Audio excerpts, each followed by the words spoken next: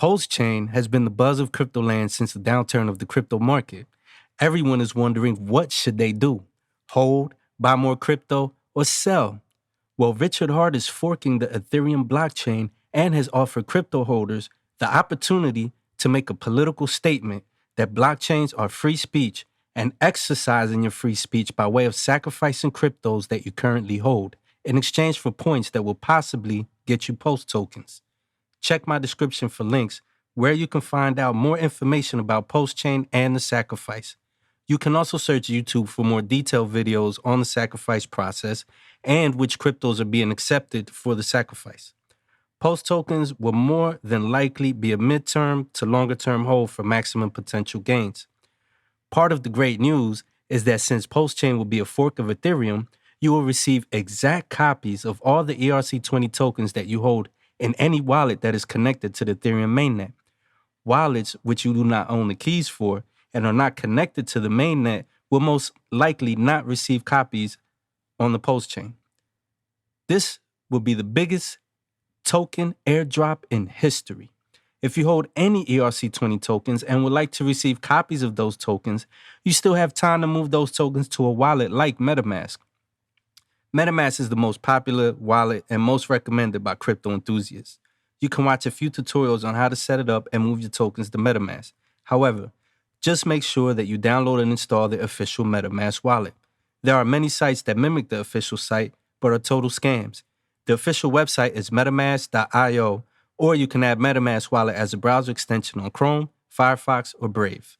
Again, if you are interested in doing this and are inexperienced, I highly recommend watching various tutorials on how to install and use MetaMask before attempting. There's always a level of risk and personal responsibility when creating wallets and moving your tokens around. Familiarize yourself with the process before attempting. You still have time, maybe over a week or more since the recording of this video, before the blockchain snapshot occurs.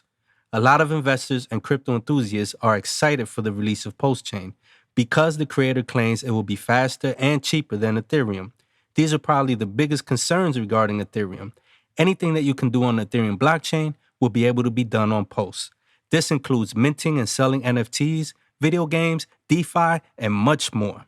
The existence of PulseChain will also help Ethereum by absorbing a good amount of the traffic and congestion, hence freeing it up enough so it can run smoother and possibly lowering gas/transaction fees. It's a win-win for the entire space.